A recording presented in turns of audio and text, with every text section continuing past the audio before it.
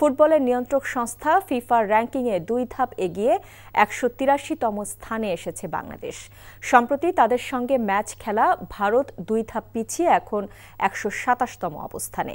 গত 25 March Bangladesh Asian cup বাছাইয়ে ভারতের বিপক্ষে অ্যাওয়ে ম্যাচে ড্র করেছে।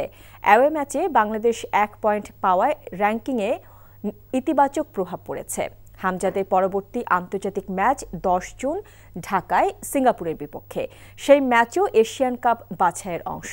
সিঙ্গাপুরও বাংলাদেশের চেয়ে র্যাঙ্কিংয়ে এগিয়ে। তাদের পরাজিত করতে পারলে 10 জুলাই পরবর্তীতে র্যাঙ্কিংয়ে বাংলাদেশের অবস্থান আরও একটু সামনে যেতে পারবে।